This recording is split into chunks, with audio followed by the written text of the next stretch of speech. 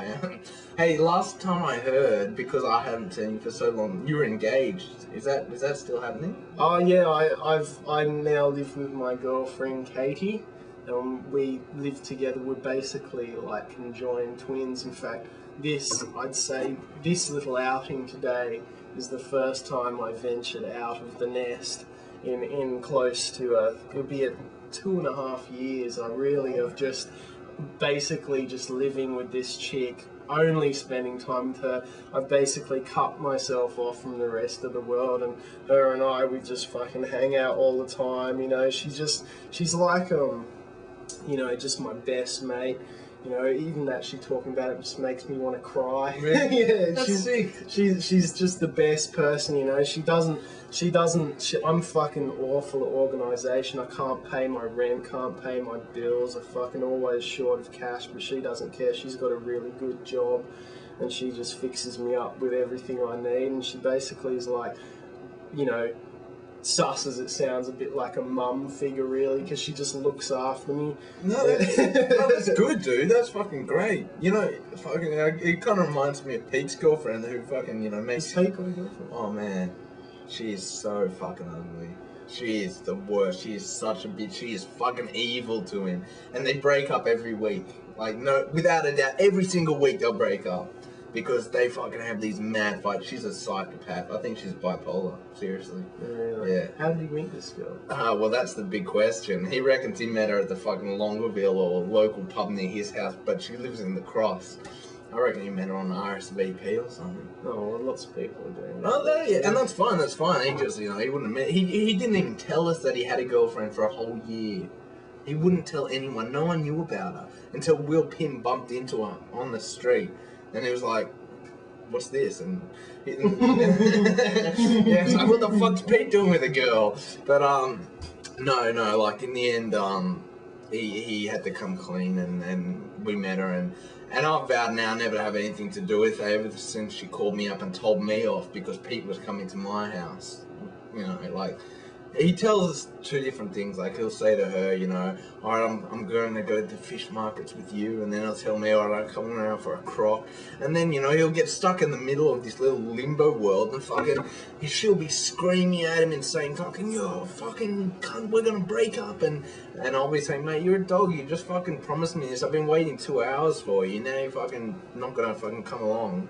And so, you know, they just end up breaking up all the time. It's a sad story, dude. It's not a good relationship. It's not happy, and I think that kind of phrase that, you know, you kind of you know, everyone ends up marrying their own mother sort of thing. It's the situation with Pete, because he can't stand his mother. He always argues with her, and now he's with this chick that he can't stand and always argues with. So it's ridiculous.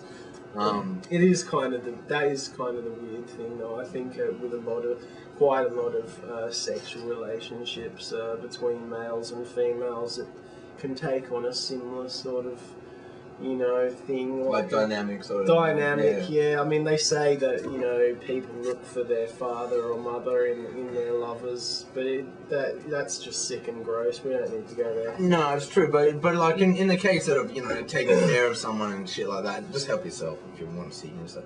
But I think yeah, that's true. I mean, like, fuck, if I was to get a chick, you know, I wouldn't want to go down. Like, I wouldn't want to kind of, you know, like as my aunt was telling me yesterday, you know, a lot of people in our family have all married up into kind of higher class people, and I said, well, that's good for me because I don't think I can marry much lower, so I can only go up, really. So if I can need to find some rich bitch to fucking take care of me financially. It's hard. It's a hard thing, actually. I mean, I have to say, with my girlfriend, you know, I find it's hard to. It becomes increasingly hard to sort of balance your life between your old life and your new life, because, you know, in the case of Kate, she's so fucking straight.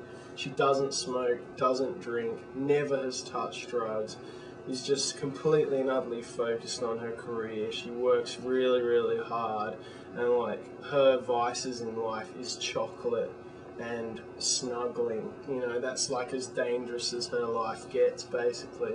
You know, so like for me to be with her, like formerly I used to you know, fucking be taking drugs all the time, getting pissed every single day. Like, living with her, it's like I've had to completely modify my existence.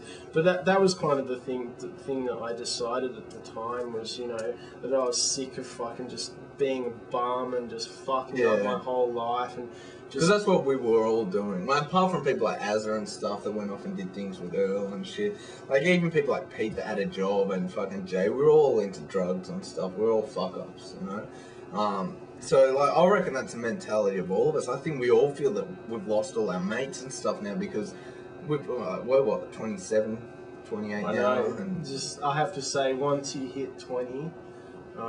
time just flies just insanely fast. Like, even like 20 to 25 goes fast, but then after 25, you just suddenly, it's a year later. And you're going, it's like it was a couple of months. Yeah. Like, you have it when people's birthdays rock around. You're like, fuck. Why are they having 2 birthdays in a year? It's fucking inconvenient. Inconvenient. And you're just thinking to yourself, how the fuck is time passing so far? And the worst thing is like, I think the worst thing about getting older is you start seeing people on television who are heaps younger than you and way more successful. Oh, so you see like Paris Hilton, you go fucking, you know, you imagine like Paris Hilton's, you know, older than you for some reason, and then you realise she's like 5 years younger than you. You're like, what the fuck? Well, dude, she's fucking only successful because of her fucking father, you know. But it's worse when you see someone that has done it all themselves. Like, you see someone like 22-year-old who's fucking, you know, self-made millionaire, and you go, fuck, what a fucking cunt. I hate rich people. They're bastards. Yeah. Why do we keep going out of focus? No, I'm gonna like, we're gonna run out of disk space fairly shortly, so I'm gonna have to switch to recording us on camera.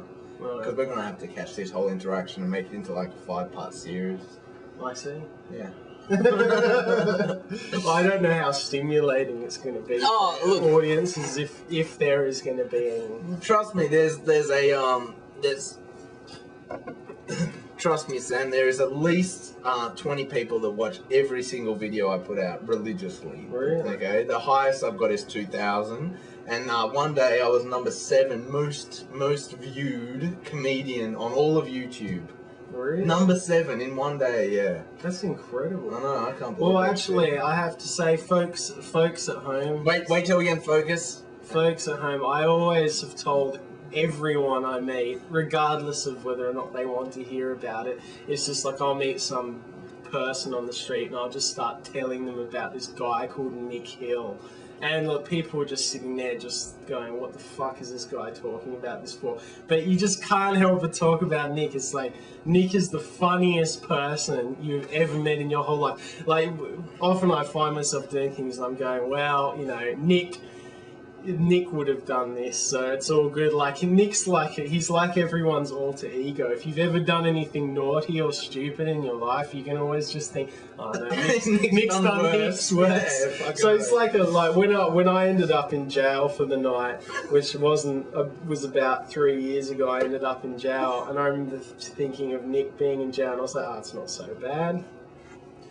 Now, my fellow Tubians, is that the kind of stuff you want to see? Do you want to see some more interaction between me and Sam? Because we went on all night. We got 2 hours of this stuff. So that is, I think, what about 12 videos I can post of this conversation? I mean, he's a fascinating guy. I find him interesting, but you may not. So I don't know. I think you will, judging by the story he was just telling. So, you know, I'm going to leave it with you there because we're running out of disk space again. But I shall say word to your mothers now and tell me if you want to keep watching, because this could be a 12-part series. Who knows? Word to your mother, motherfuckers!